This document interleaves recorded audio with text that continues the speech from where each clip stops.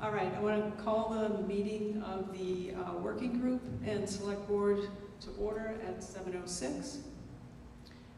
Make some introductions first. My name is Wendy Reed. I'm chairing the working group. I'm also on the select board. Other members of the working group, Rob Phillips, Angus Jennings, Scott Goldthwaite is also on the working group but is out of town on business tonight. Also, my select board colleagues, Chris Weil and Ross Capilupo. I know Ann Bardine is here from the planning board, and I see several planning board members online on Zoom. We also have Ian Burns here, who's from MVPC, who's been our technical support. Adam Stone, our camera guy extraordinaire, and Rebecca Ambra hiding in the back, executive assistant to the town manager. In addition, we reached out to owners of the final 3 properties and invited them to attend tonight, as well as anybody who lived within 300 feet of one of the top 3 parcels. That's not a requirement under this program, but we just felt like we wanted to make sure anybody that might be impacted would be informed and have the opportunity to ask questions tonight. Before we start, I just want to give kind of a high-level recap of MBTA. We've all heard this over and over again, but just so that we're all starting on the same page. So this program was developed by the state of Massachusetts to increase housing. That was the genesis of it. And the way that they hoped to accomplish that was requiring municipalities that either had an MBTA station or were adjacent to one to create dense multifamily housing, just zoning for that.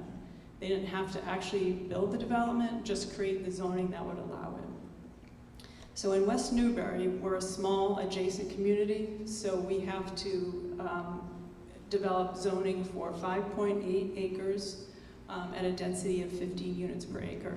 So that's a total of 87 units. That's our requirement under the MBTA law. Because we don't have a public sewer system, we have private septic systems, it's unlikely that the development would ever get that high. It's just the land won't support it. So the question in all of this is, where are we going to put this zoning, right? That's the big question. Where will it impact people the least and cause the least impact on public services? So that's the focus of the meeting tonight. Can you advance?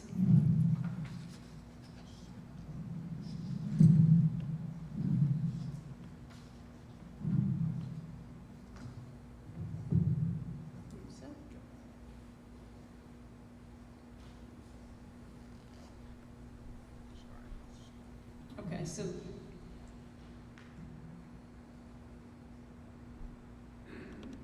all right.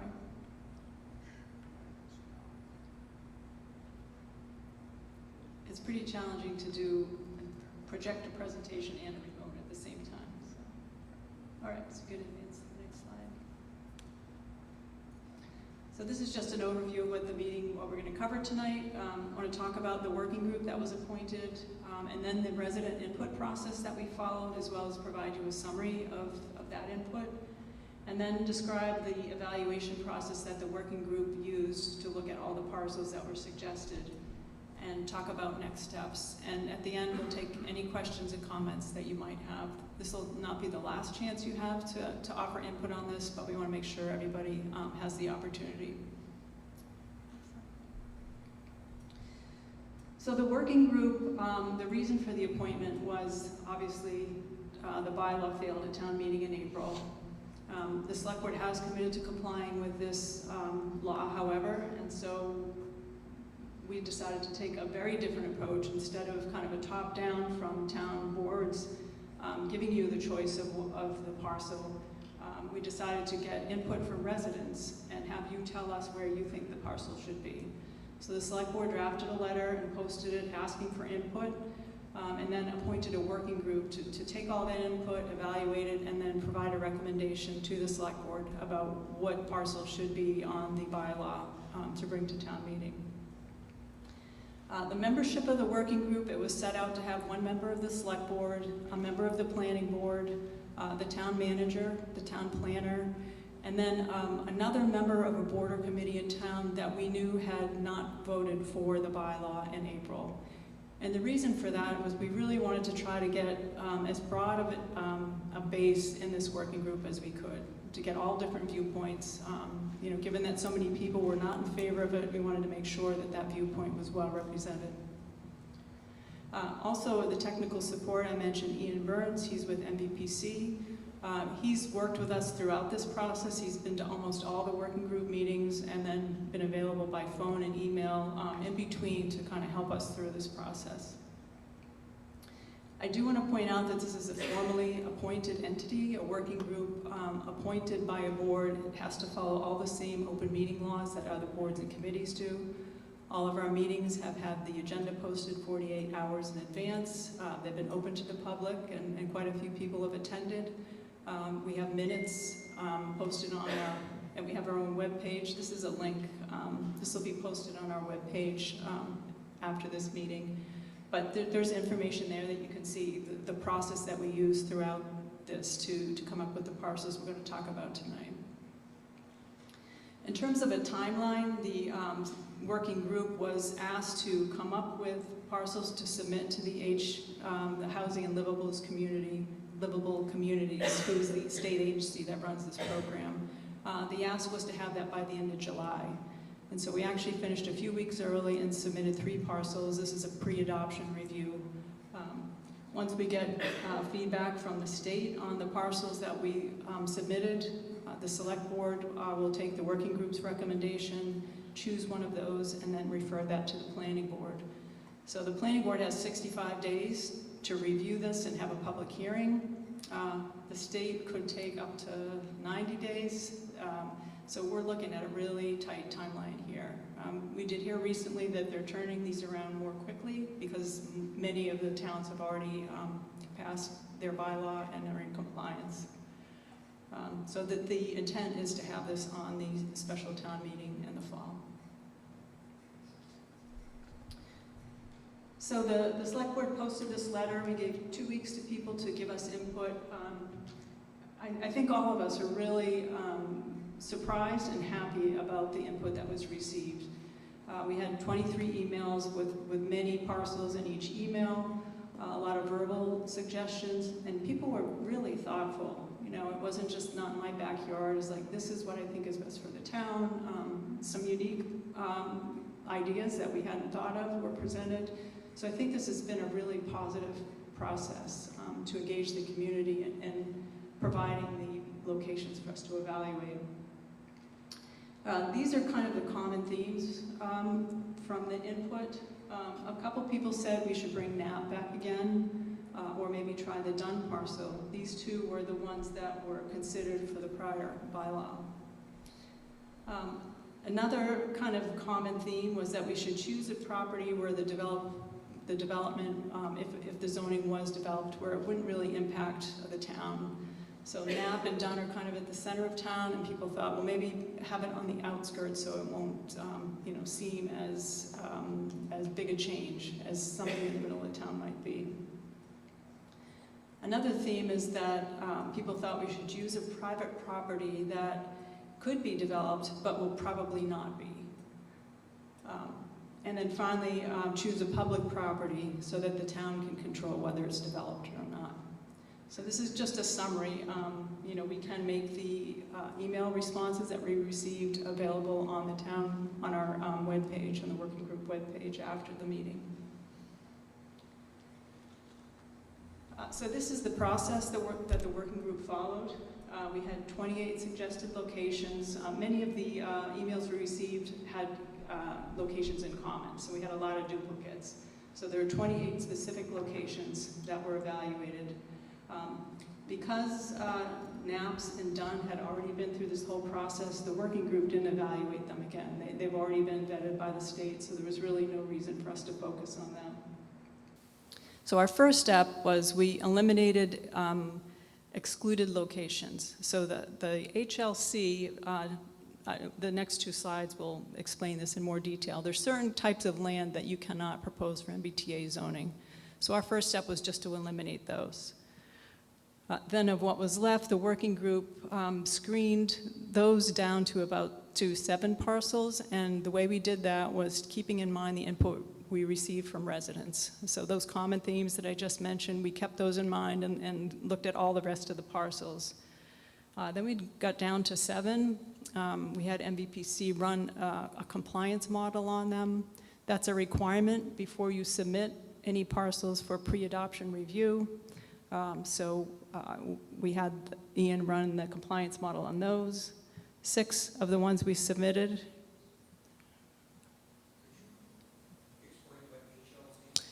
Sure, it's the Housing and Livable Communities. It's a state agency that's responsible for this whole MBTA program. Yep. So of the 6 that were compliant, we chose 3. And we tried to choose 3 that kind of presented a broad range for the select board to consider. And then the final step was that we contacted the owners of those 3 parcels to just discuss this with them, explain what it was about, and get their initial input.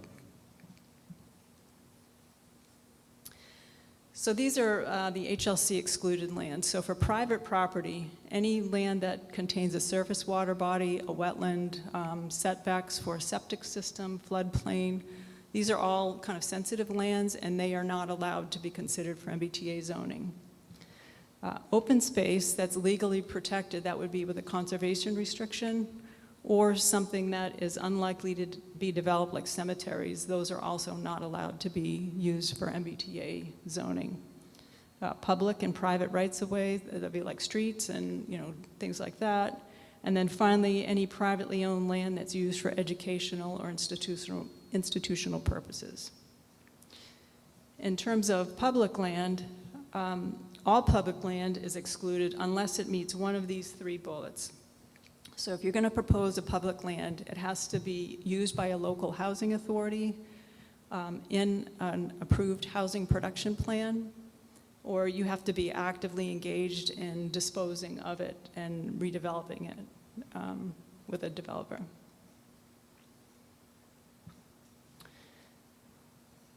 So this map shows the initial cut. These are the properties that were excluded locations.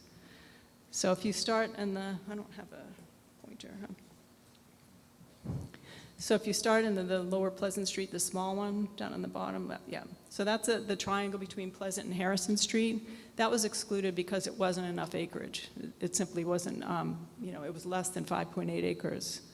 If you move up to the next 2, those are the cottages at River Hill on the left side and Drake's Landing on the right. Many people suggested these 2 properties because they already had dense housing on them. However, these are open space preservation developments, and part of that type of development requires that there's a conservation restriction on the open land. So if you remember, that's one of the things that it's excluded for private land. So by the time we back out the conservation restriction protected land and the roadways through the development, there wasn't enough acreage to meet the 5.8 acres. So neither one of those parcels would be eligible for MBTA zoning. The parcel on Bridge Street down by the river, that's that big field across from Ferry Landing. That has enough acreage, however, it's entirely in the floodplain to the river. So that's another excluded parcel. That big parcel there next to Coffin Street, that's Page School. That was another popular suggestion. If you remember, one of the private excluded uses was educational or institutional. This is owned by the town, but we lease it to the Metucket Regional School District. And it's not just the area where the school buildings is, it actually goes all the way down to the trails. It's almost the entire parcel.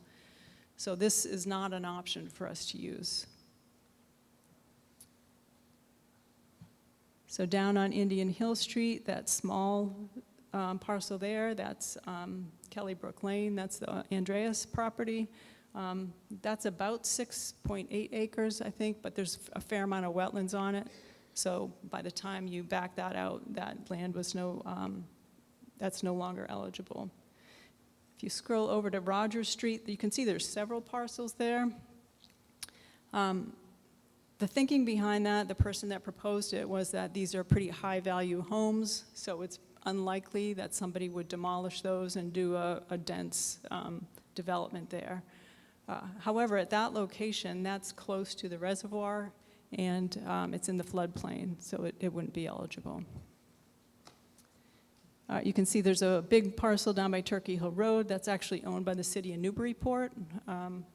So that's not available for us to dispose of, so that would not be eligible. And I think there was one, yeah, so there, right there, that's Parsons Woods. There's 4 parcels there that were 2 acres or more, and somebody suggested that. I think under the same idea that those are high-value homes and there wouldn't be an incentive to develop them.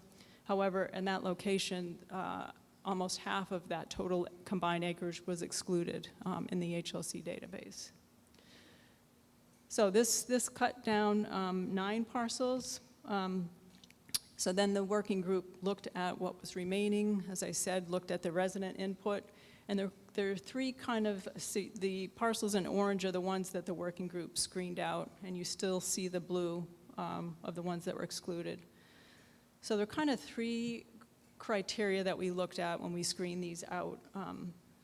One was if the parcel was likely to be developed or it was like in the process of being developed or considered for development. We wanted to steer away from those, just given the experience with NAP. I think it really made it confusing that there was an active developer involved and people had a hard time distinguishing that from the zoning requirements. So a couple of the parcels, we knew that the owner was interested in development, so we kind of steered away from those. Another factor was open fields. Several of these are open fields, and some of the comments said we don't want to destroy open space for the purposes of creating a development. So that was another group. And let's see.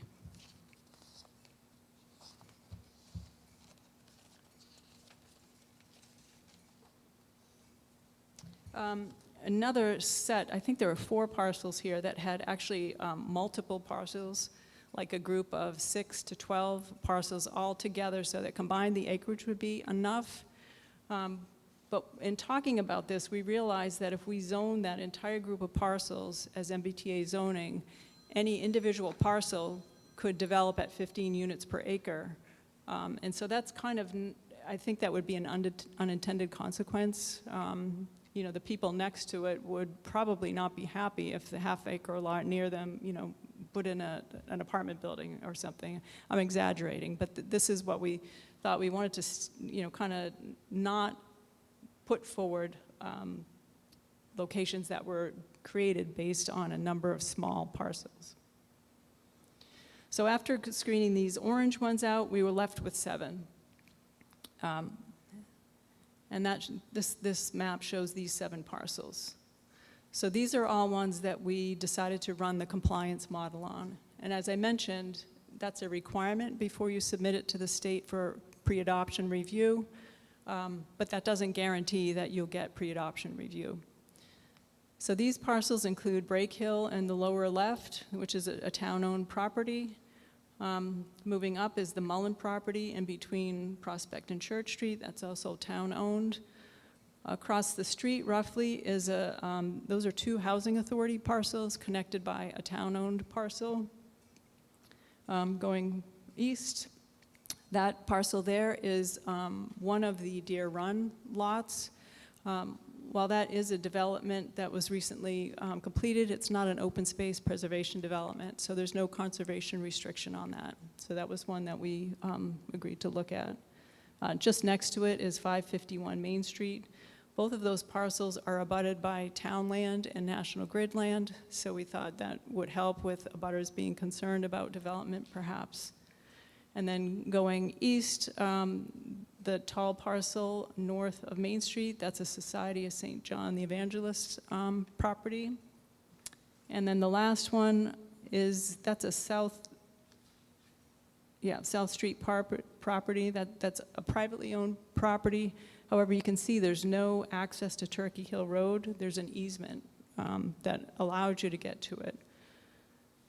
So these parcels were submitted for compliance modeling. It's a spreadsheet-based model, and there's instructions online. You could do it yourself, but we thought it would be much better to have an expert do it, and that was Ian. So he submitted all these, or ran all these parcels through. Only one was excluded, and that was the South Street parcel there.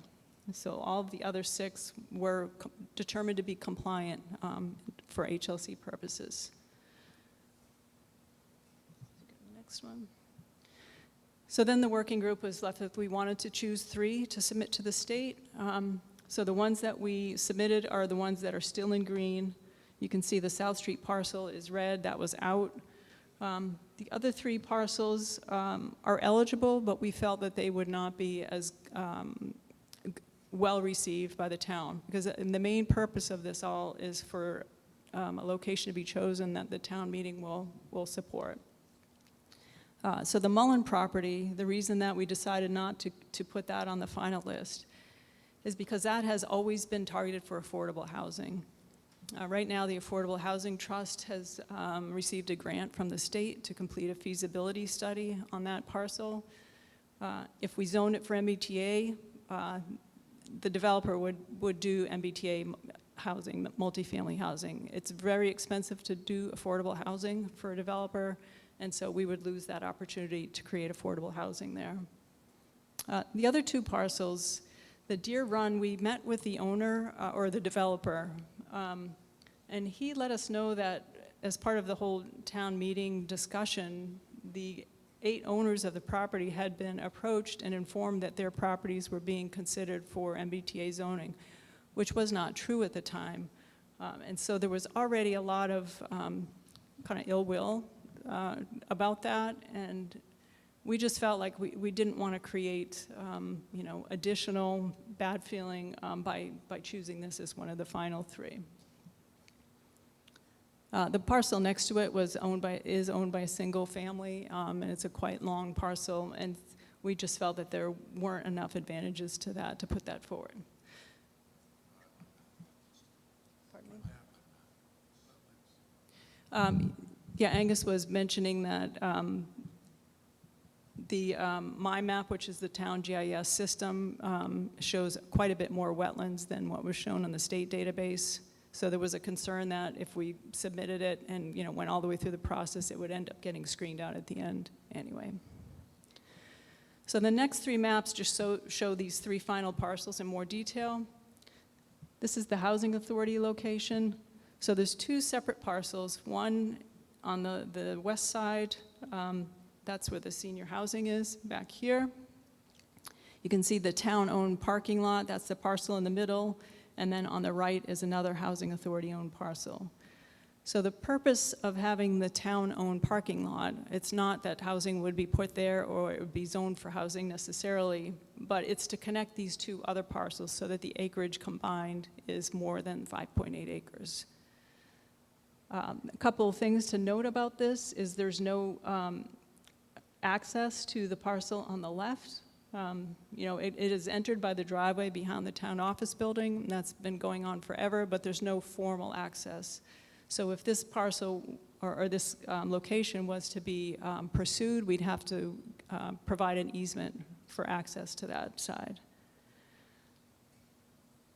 Another thing is on that parcel that the compliance model showed that we'd have to have slightly more acreage there because of the characteristics of that parcel. I think it was 6 acres, is that right, Ian? Or something 6.1 maybe, just slightly higher. So it's just a factor to note. The next parcel is the Society of St. John parcel. You can see this is the westernmost parcel. It abuts the Grant Farm and Merrill Way. But the entire right side is property owned by the same entity. We felt that this satisfied the request that the parcel be kind of out of the middle of town and kind of, this is headed towards Newburyport, so it would have a minimum impact on the center of town. There are some abutters south of Main Street and also west. In talking with a representative from Society of St. John, he informed us that they have no objection to us zoning this parcel for MBTA, which is positive. He did also share that they had no intention of selling it. So just a couple things to note about that parcel. And then the final parcel is Brake Hill. So this is over 100 acres. We're not talking about zoning the entire thing for MBTA. The idea is to just carve out a parcel only big enough to meet the requirement, so that would be 5.8 acres, roughly. Where this parcel will be has not been determined yet. If we end up choosing this location to go forward, we'll have to identify that before we bring it to town meeting. There's a lot of trails down on the western side. This property also has, you can see the access road. The water department has a water tank up there. So any location would be away from the trails or the water tank, most likely to be in that little area near Main Street, kind of in the northern section there.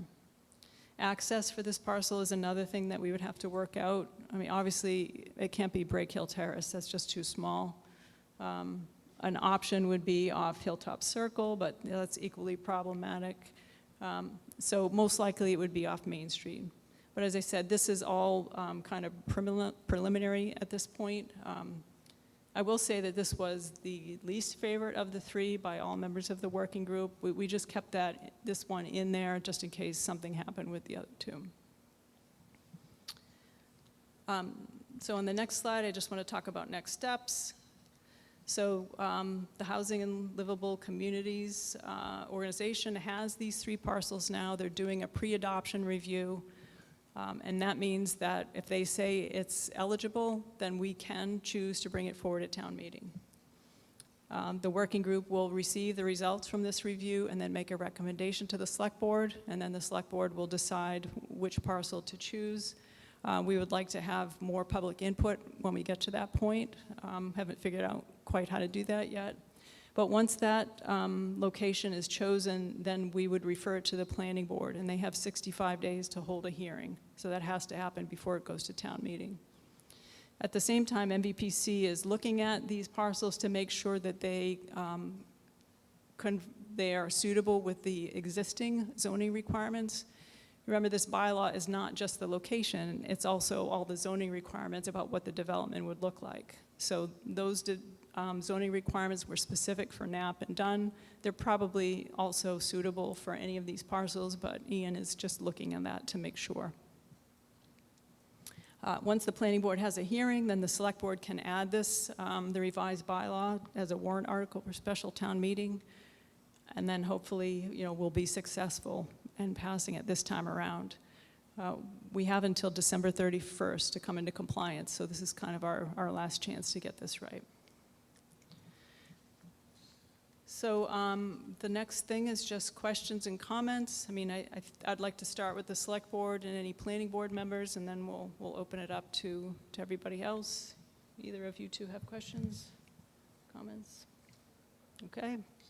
Yeah. Cordless mic. I know Ann is here. Ann, any questions, or you good? Excuse me, Wendy. Yeah. So I think it would be good to remind people what non-compliance results in. So there's 2 real issues with non-compliance. So I think people need to be reminded of those. You want to do that? No, you can do it. Thank you. I don't know if you could hear. Hello? Oh, now it works. I could do it.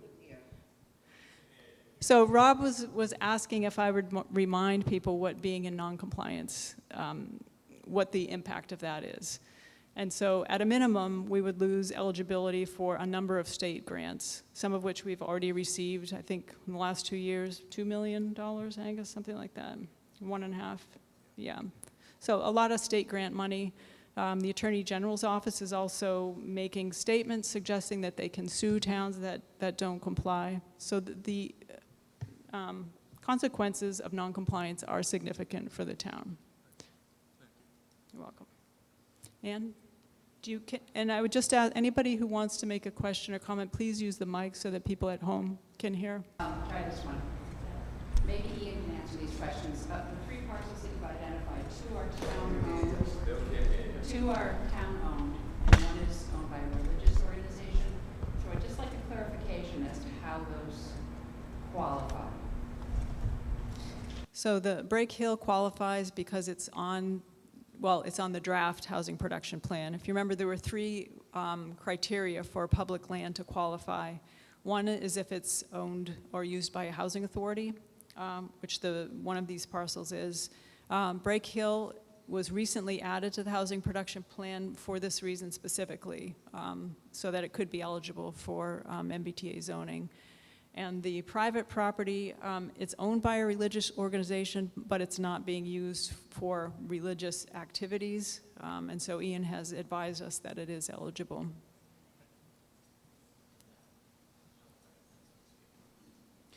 Yes, Ian's reminding me that the housing production plan is draft right now. So if we were to propose Break Hill, we would have to have that finalized. It's been submitted to the state, and we're waiting for it to be approved.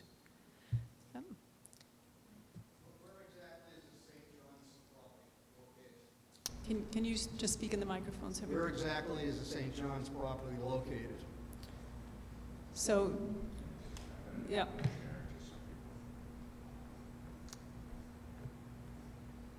Right now, there are goats grazing there. There have been vegetables grown there in the past. Can I ask you, where is it in regards to Parsons Road? Parsons Road is to the right there. Oh, So it's the open fields across the street from us? not the open fields, it's more wooded, it's the westernmost parcel. You can see the fields across from Parsons Woods. That's not what we're proposing. The fields attached to Parsons Woods? On the right side? No, you see the green there? That's Yeah. the parcel that we're talking about. That's north of Main Street. Parsons Woods is east and south of Main Street, right over there. Can I ask the planning board, the selectmen, and I asked this question when you first started, was over a year ago? What's the impact to the town? We have to put more police on, we don't have any water as it is. We need garbage collecting for them, we need plowing for them, more DPW people. We're gonna end up with a full-time fire department. It might be cheaper for the town to do away with the congressional spending.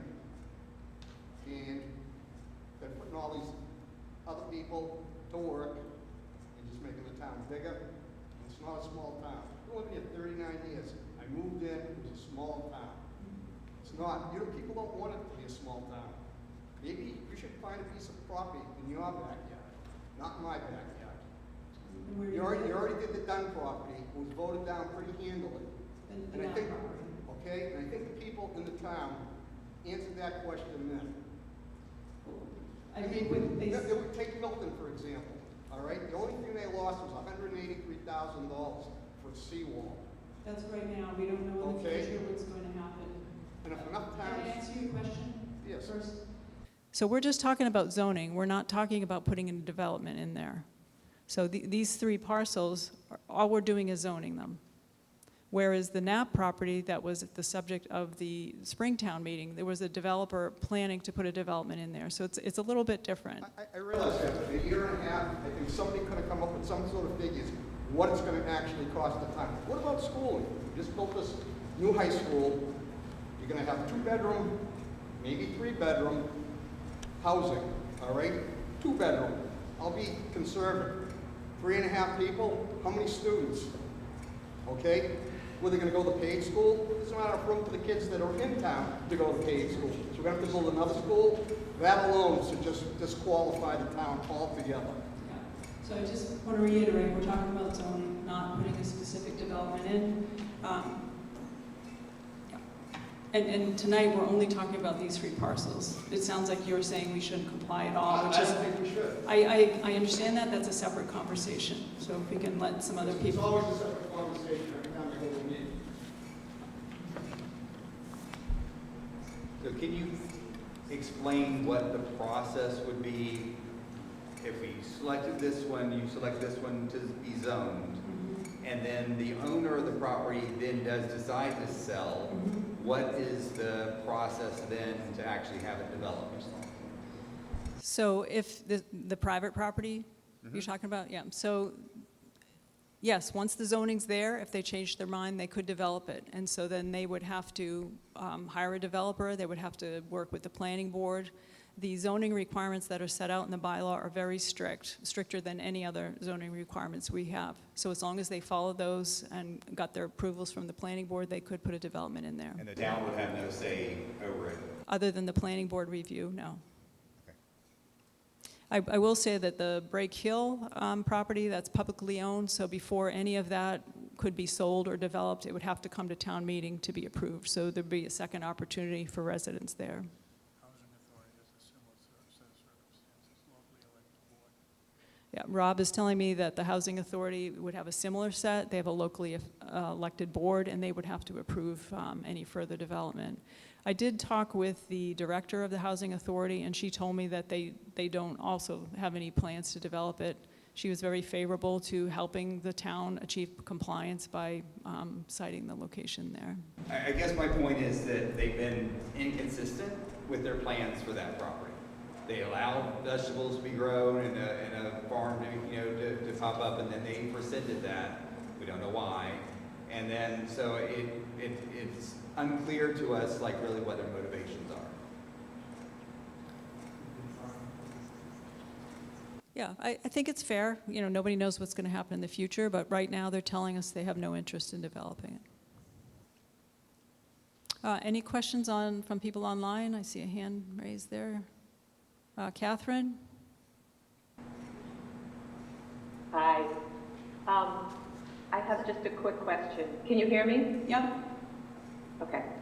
If I'm to understand correctly, you've got 3 parcels that you're focusing on as being the most ideal for our town.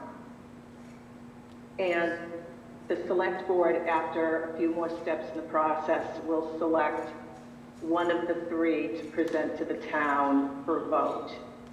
Is that a correct understanding? Well, no, first it has to go to the planning board for a public hearing. But yes, Yeah, she's correct. yeah. So is there any merit in maybe selecting 2 for the town to vote on? Or do we just not considering that option because it might muddy the waters? Yeah, so that is an option. That's something the select board will have to decide once we get ready to put an article on the warrant. I do think that it would make it challenging at town meeting, but that's to be determined. Okay. Yeah, I was kind of on the fence wondering if it would make it more complicated or maybe more easy given we had a timeline of 12/31 for compliance. I just would hate for the town to have a no vote again, and then we're kind of stuck. So I'm assuming, though, that we'll have more clarity as these meetings progress and we have a better understanding of maybe what the town's looking for. Yep. Okay, You thanks. have a couple of people in the Yeah. audience. Go ahead.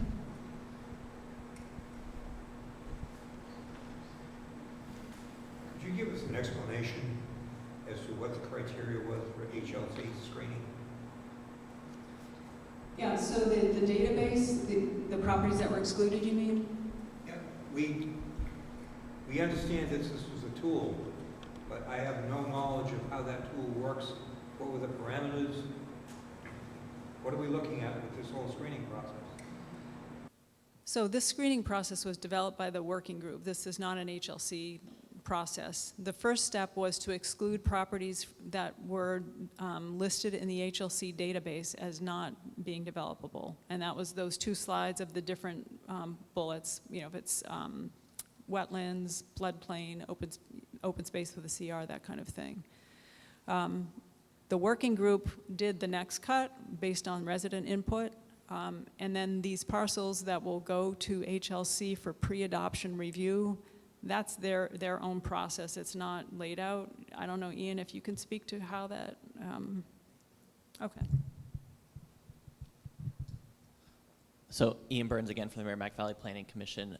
So the pre-adoption review process that the state goes through, we've submitted those parcels to them, and they'll look at the zoning we submit and the map, and they'll determine if there's any potential challenges with us. And they send a letter back to the community saying, we reviewed all of your zoning, we reviewed the areas here, here's a couple things that we caution you to be aware of that you might need to adjust in the zoning before you send this forward to town meeting. Usually they send a couple things to pay attention to. It could be something as simple as there is a different area of land that might be excluded you should take another look at, or your zoning is too strict and you might have to relax certain restrictions, and they give feedback based off of that. And as mentioned earlier, there's up to 90 days for them to look at it, but we think they'll review it faster. I was a little just confused by the question, if I may. Were you asking about the compliance modeling piece that we do as a part of the process? Okay. Okay. So the compliance model piece, do you want me to speak to that? Sure. So as Wendy was referencing before, there is what's called a compliance model that is used to analyze all of the land that we're considering for zoning. It's basically a big Excel spreadsheet, and what you do is you are putting in the parcels you're considering, so the land area and square feet essentially of where the zoning might go. And then you input the different zoning parameters, things like the height that's allowed in the structure, the setbacks, the amount of open space required as a piece of the zoning. So what it does is it starts to subtract out on your parcel where you're not going to have any building footprint because of the setbacks required and because of the parking spaces required, all those little pieces. And it calculates what the maximum building footprint is that you could have on the parcel that is under consideration. Once it calculates that maximum building footprint, it calculates how many stories based off of your zoning. So it says, all right, you can have 100 square feet, let's say, in the footprint, but you're allowing 2 stories, so you can get 200 square feet total of living space. And then it divides that living space by a square footage of units to get the estimated number of units in a building in that area, and that tells us if it's potentially compliant or not. As a part of that process, the state requires us just to do a general estimate of 1,000 square feet per unit. So you look at it, you say if you have a 40,000 square foot building floor area that you could calculate, then you end up with about 40 units that you could say could go on that lot. That's the brief summary instead of going into too much detail with it. Do you Follow up to that? Are there any parameters that consider hydric conditions in the soil?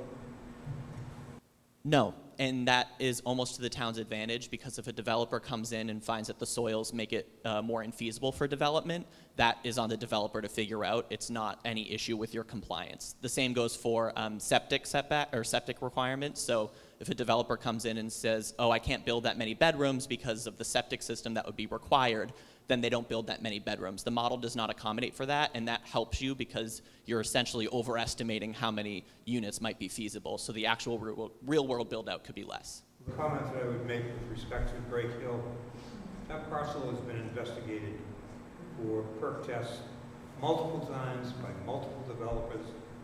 Nobody could make it work. We went through this exercise probably 20 years ago on a 40B project that made no sense whatsoever.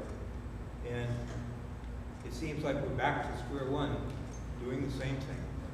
Yeah, so the thing, all this is the zoning. If we zoned the MBTA location there and the developer couldn't perk, they just can't build. I mean, we will have complied with our requirements by zoning it appropriately.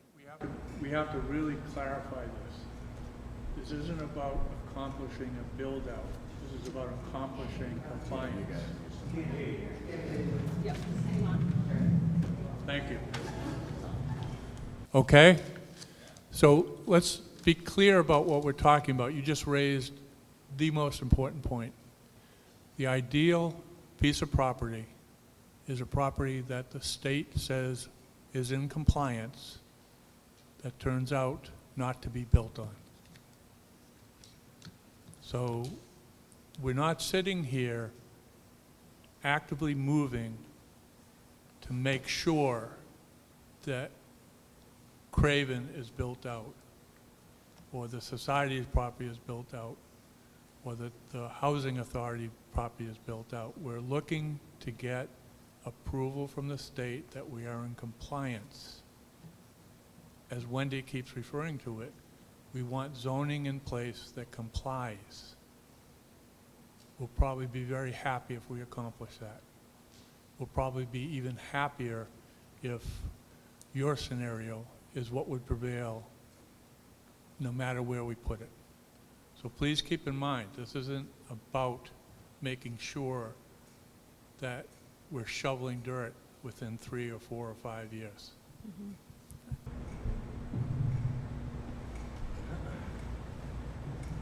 I just have a comment. I think that's a great point, and what's very important for the town, I think, to think of is that I think it's important to select a property that's owned by the town, because then you have that secondary line of defense. Yeah. If we give it to the zoning to someone that owns the property, then they can sell it and they can develop the property before the town can say don't do it.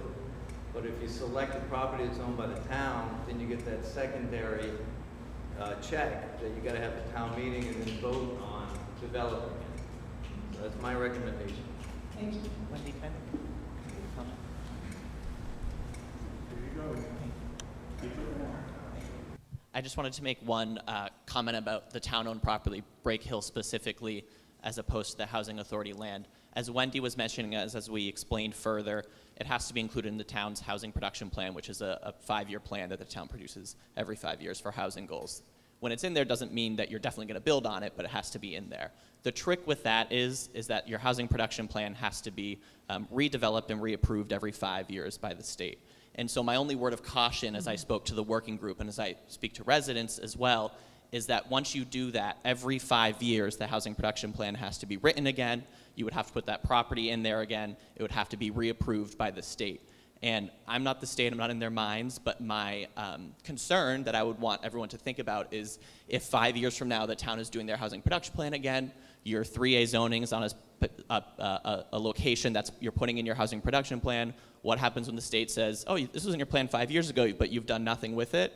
And then 5 years later you do it again and you go back to them and you say, it's back in our plan again. And they say, well, you're still doing nothing with it. And so that's going to be another conversation that comes up every 5 years if you do a specifically town-owned property. You can certainly do it, and you would likely be in compliance come next year, but every 5 years this is going to be a thing to look at, and so it wouldn't be an issue that just goes away automatically, and I just want to clarify that. The housing authority land is different. That is a totally separate entity. I'm speaking about only town-owned land. Don't turn it off. So to clarify the clarification. No, everything you've ever said to us has been very helpful. Without Ian, we wouldn't be at this place that we are for sure. now.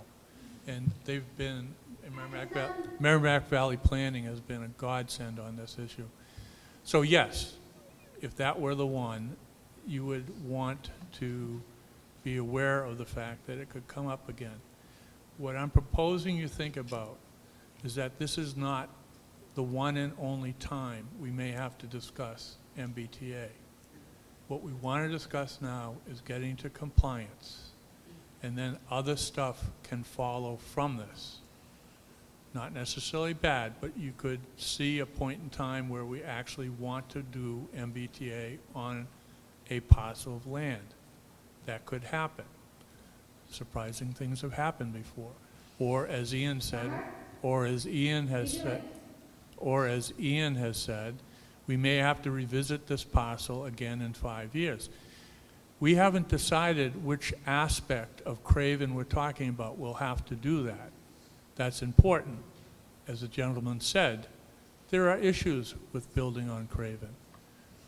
As I've said, the ideal spot is something that presents issues such that nothing gets built. So we have an opportunity. We can pursue this, but this isn't the only bite of the apple on purpose. And don't think of this as being just one and done. What we're discussing right now doesn't necessarily set all things that might occur in the future. Angus, I can't see whose hand is up there. Can you? George, did you have a question or a comment? Just a quick question. Can you hear me okay? Yeah. Great, wonderful. First of all, thank you all for all your work. This has clearly been a huge lift, and I just, it's remarkable to sit here and watch all this wonderful information that you've provided to, allow us as residents to make an informed decision. So thank you so much for the great work. With the, and I don't remember the name, but it's the religious property. Yeah, Right. Society of St. John's. Society of St. John. If that ended up being the property that had the overlay on it, and then the society said, well, actually, you know what, we actually want to conduct religious ceremonies on that property, does that send us back to square one? I'm going to let Ian answer that. So I'm not going to give you a definitive answer on that, but what I'll say is that there's kind of a gray area in the regulations that refer to institutional lands, and that was one of the areas that Wendy mentioned, when it's things like a school building, it's museums, it's nonprofit type organizations like churches that are doing operations on site that you know they're never going to end up selling it, and so that's why they consider it undevelopable. So there's not actually a definition of religious practices or religious purposes. I used that as an example when I was speaking to the working group at one point in time. I would just say if they bought that land and they decided to turn it into I don't know, their museum or their only location of where their church is, then yeah, that could be questionable, but I would say that's so out there that it might not be worth considering at this time, but certainly there's always a chance, but I would say it's a remote chance that it would be revoked. There is an obligation on the town to know whether some circumstances change such that something can no longer be done on the property. Right. If something, what one of the members of the board was just saying, if something were to happen where it was suddenly undevelopable per the state's requirements, the town has to report that and has to tell the state that they would have to find a new location. So it's incumbent on the town to keep track of the compliance of the parcel that's chosen over time. Great, thank you. I do have a question and then comment. One of the three is... okay. One of the... Is that right? Sorry. Too short. One of the three is this where we are now, right? It does not include the annex. It's the parking area back there to connect the two housing authority parcels. Okay. No, where's Action Code in that? Pardon me? Is Action Code? No. Okay, so it's... What? So can I explain it better for me, please? I'm corrected. Angus is telling me that the annex is actually on housing authority property. I wasn't aware of that. Okay. So, yeah. He'll pull the map up so you can see. So, Oh, here we are. Yep. so we're on it too, right? Here? Yes. Okay. Yep. And so, the main reason for suggesting this is that it won't happen. That was the reason the person suggested. All right, so this is my comment. I've lived in this town for 45 years. 45 years. My husband was born on Garden Street. He picked me up in Australia and brought me back here. I just want to say how sad and disappointed I am by the whole tone of this discussion. That the MBTA overlay multi-family community thing is about the need of our society for more housing that may be possible for people to have. The proposal for NAPS amounted to 90 bedrooms, which is very few people, not a lot of people. We could do with a few more people. Page School is losing the kids. There are not enough kids. With the whole attitude that we're choosing 3 properties where there won't be a possibility of development, that this seems incredibly cynical, to just snub our noses at the needs of our wider community. And I just want to say it's incredibly, incredibly disappointing. The NAP property would have worked very well. It was going to be, it's not huge apartment buildings or whatever. Well, three-unit buildings. It was really possible. The neighbors freaked out. I understand that, but I just want to say I'm very disappointed with West Newbury, town of West Newbury. Yeah, if I could just comment on that. It wasn't just the abutters on the Knapp property. It was also people that felt like we want to increase housing and increase diversity, but we want to do it on our terms, not on this really difficult zoning program that the state is forcing on us. So that was just as important as the abutters. So by us complying by choosing one of these properties, we're not saying no to future development. We're just saying we want to do it on terms that make sense for West Newbury. That's the sentiment that we're trying to capture and respond to here. I'd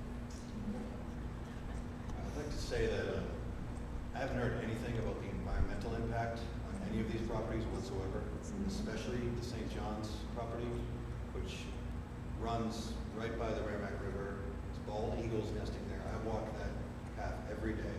There's wildlife, there's New England cottontails. It just seems like that's been totally written off, and this hasn't even been mentioned in this conversation.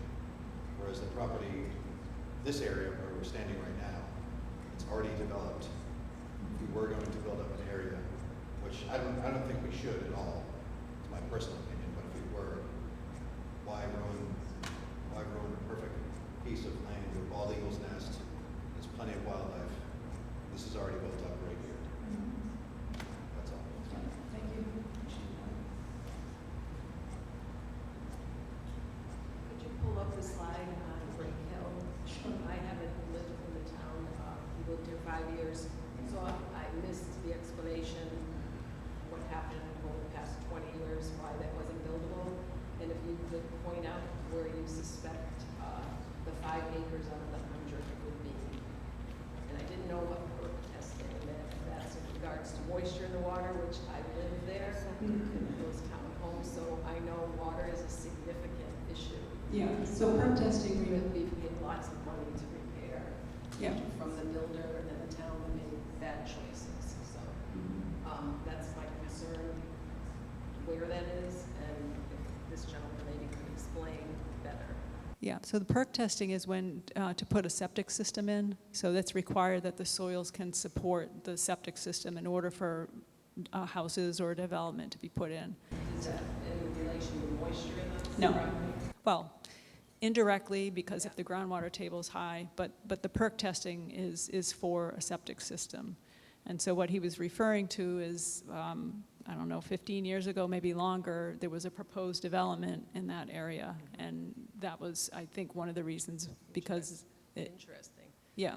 And what was your other question? Oh, we Of have the- not, Of the Yeah. 100 acres, where the 5 you suspect would be. yeah, we have not determined that yet.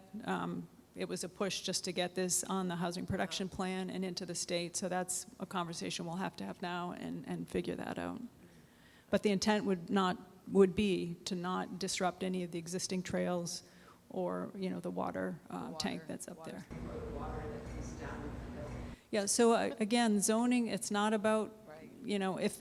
if a developer was going to develop that property, they would have to make sure that the water issues would not be impacting other people, so. Yeah, yeah. just see, is anybody else online? Right. Just kind of alternate. Yep, yep, yep, yep.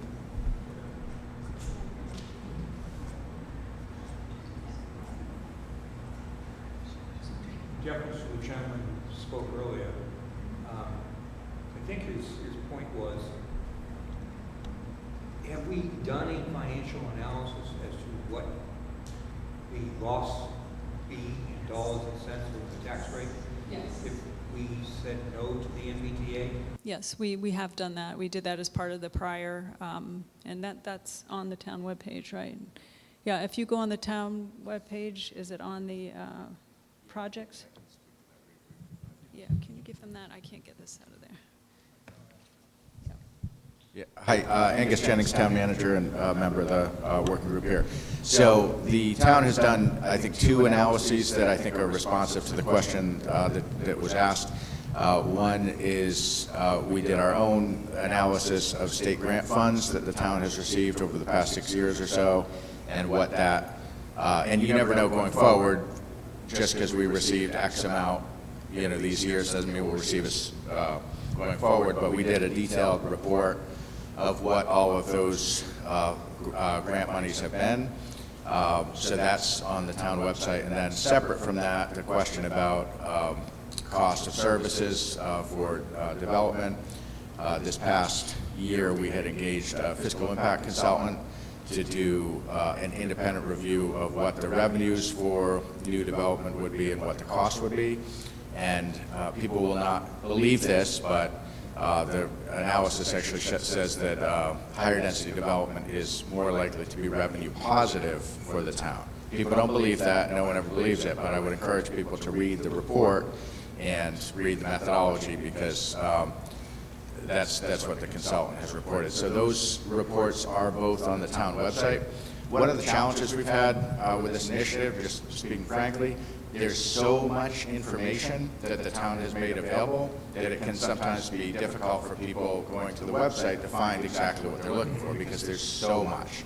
So I guess what I would urge people is I'm happy to provide those links if you send an email to the select board account. If there's something specific you're looking for, definitely there, and I'll just, if you bear with me 1 second, if you go to the town website, there is a MBTA zoning location working group that has information on the charge that this working group has followed, some information, but there's a different page from the home page.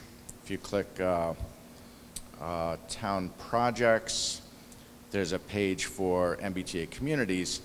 This page here has an enormous amount of information. There's a whole timeline. Within here, there's a lot of clickable links. I mean, you can, I don't know if you can see it at this scale, but you know, there's meetings, there's documents. So it's all here. I would just say if there's something specific people are looking for, just reach out to my office, reach out to the select board, and we'll, if it exists, we'll make sure you find it. Okay. We have not tried to make things hard to find. I promise you that. There's just so much information, and needless to say, this is one of many projects the town handles. So, you know, we do the best we can to put everything on the site, but we acknowledge that it's not always like one click to find what you're looking for, because there's just a lot of info. But I do think that's a fair question for anybody considering. Oh, of What course, is the financial absolutely. impact? Yeah. It's a critical question. Yeah, so actually, I mean, let's see. Yeah, here it is. So fiscal impact study, this is on here. It's on this, you know, assessment of municipal revenues and costs, proposed multifamily development in West Newbury. They ran both the 87 unit scenario as if it was fully built out, as well as what we have viewed as a more realistic build out of 35 to 40 units. That's because of the constraints Wendy referenced earlier of septic, where we do not think, even if the zoning allowed for 87, which it would be required to, we do not think that is what any build out would be. So we had the consultant run both those scenarios just to be conservative, and you know, there's a lot of numbers in here, but the bottom line is that they felt both of those scenarios would be revenue positive, and that would actually be more revenue positive with a larger unit count. So. There was somebody else first, Jillian. He was waiting.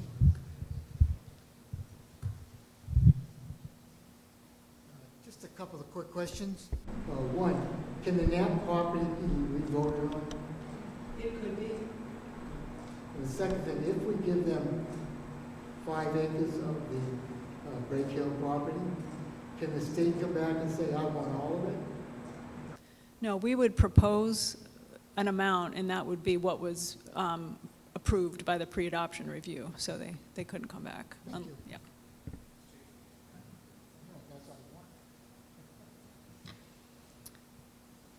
No further questions online?